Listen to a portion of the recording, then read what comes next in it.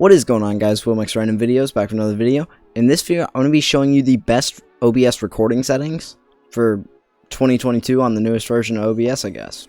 Alright, so I'm just going to drag OBS over here. And so you have the infinite OBS effect going on right now, but that's fine. And you'll probably notice that my OBS looks a bit different. That's because I have it optimized for a sort of small, like quarter of the screen horizontal layout, to make just the general viewing thing as big as possible.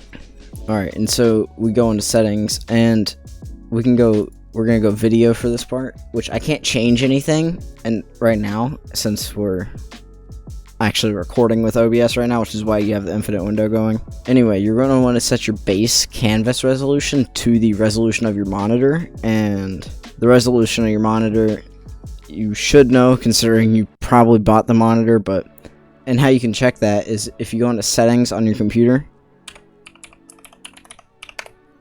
you can actually go display and then in your settings, and then you go like this and you see what resolution you have it in, and make sure your display is actually set to the max resolution that you can set it to, and then your refresh rate and all that and whatnot. You have a 4K monitor and you want to actually record in 1080. Not really sure why you'd want to do that, but you can right here, and you're going to set your FPS. I have it set to 30 right now to match the FPS of my GoPro, and this video is in 30 FPS. You're going to want to set it to 60. Now if we go over here to the output section, this is where like all the magic happens.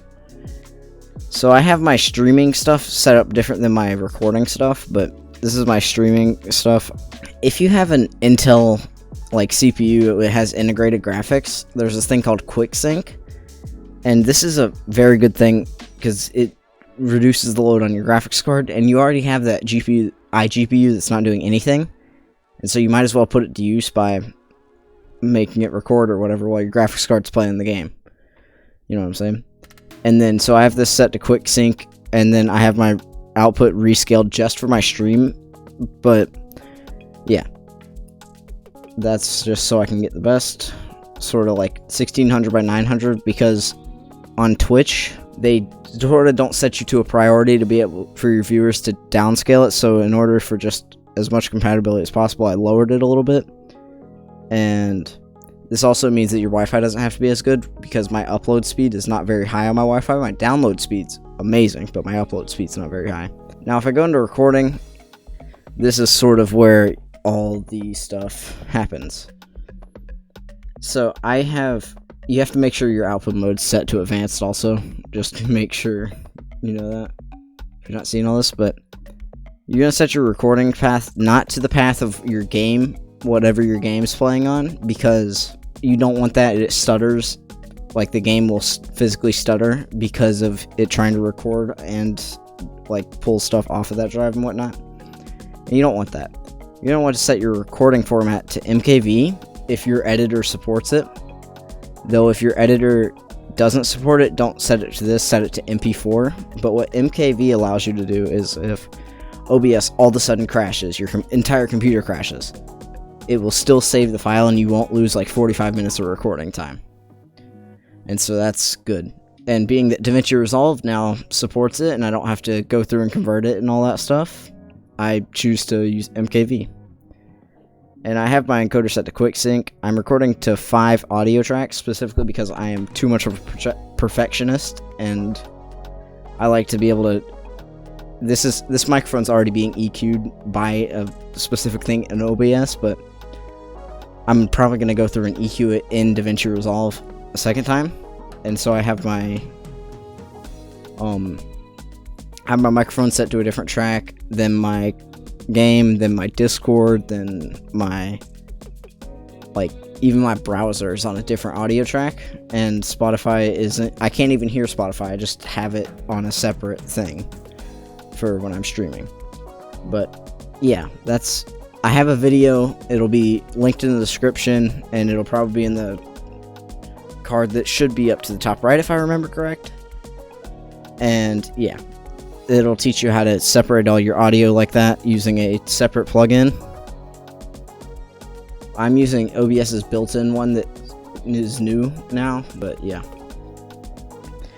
Anyways, scrolling down here, we have target usage. I have quality. If you want to raise your FPS or whatever, set it to balanced.